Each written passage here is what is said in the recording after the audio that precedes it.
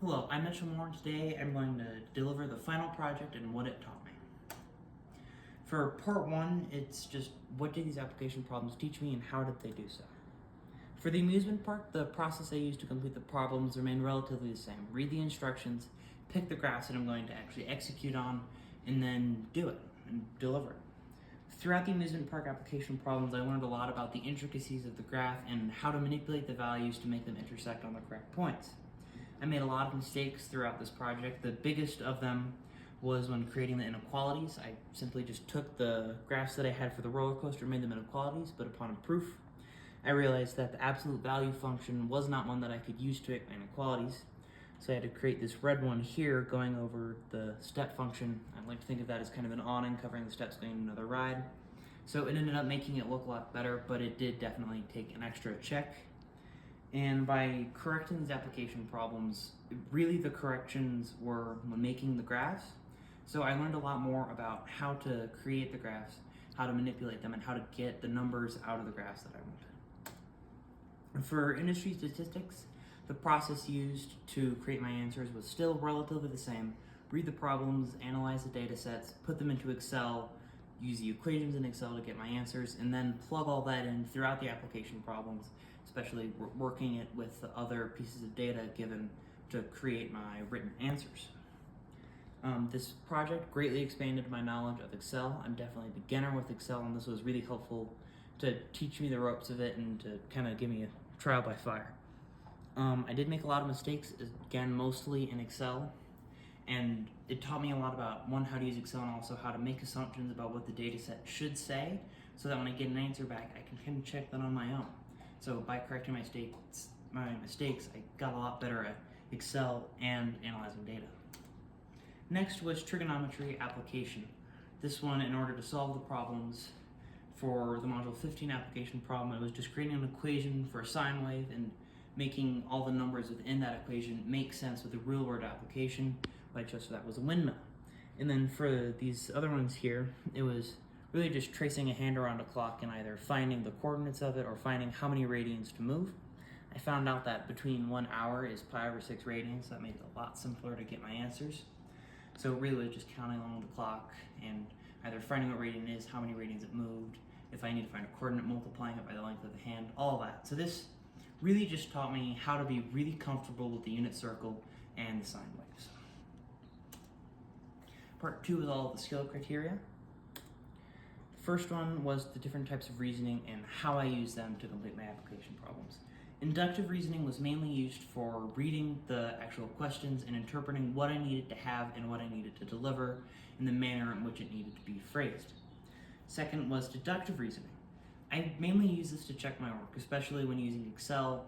If I had if my data set, each of them were 10 apart and it gave me a standard deviation of 7, that happened, that's probably not right. So deductive was really just to check my work.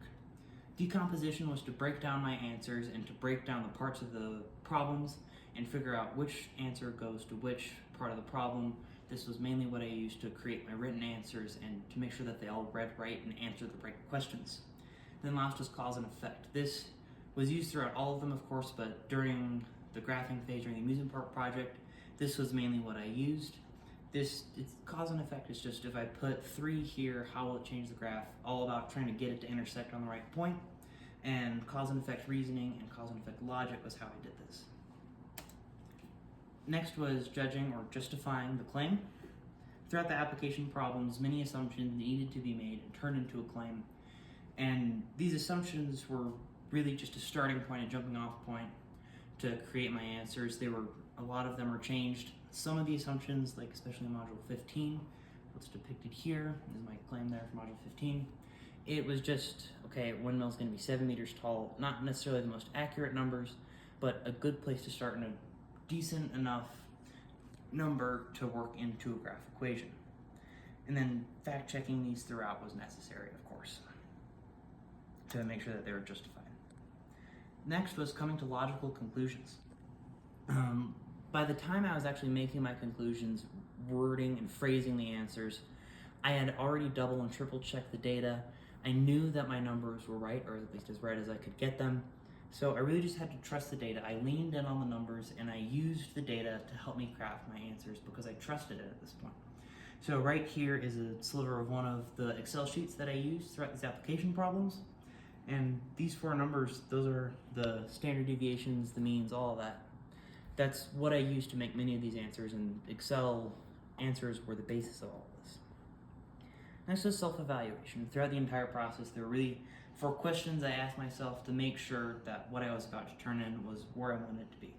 First was, are the mathematical answers logical? If not, how must I re-attack? Second was, is my reasoning sound and reflective of the data? If not, how must I change my answers? Does this meet the required standards? If not, what must be improved? And are my conclusions and equations sound enough to be submitted and for myself to be confident in them? Though this did work well throughout, there were 2 problems that I noticed with this. The first one was simply doing the problems wrong. When doing the application problem for Module 7, I wasn't super confident in that problem, and it turned out that I was just doing it wrong, so I had to go back and redo a lot of that.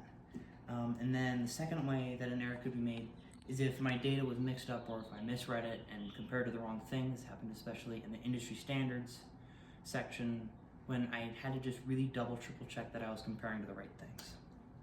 And then part 3, an overview of how I improved my skills. Mainly what this taught me was how to actually apply all of these principles, all of these numbers into the real world and create something that made sense from an application that I could actually use at some point in the future. They were challenging and they pushed me to the brink of what I knew about these problems and forced me to learn more. Thank you very much, and I hope you have a great summer.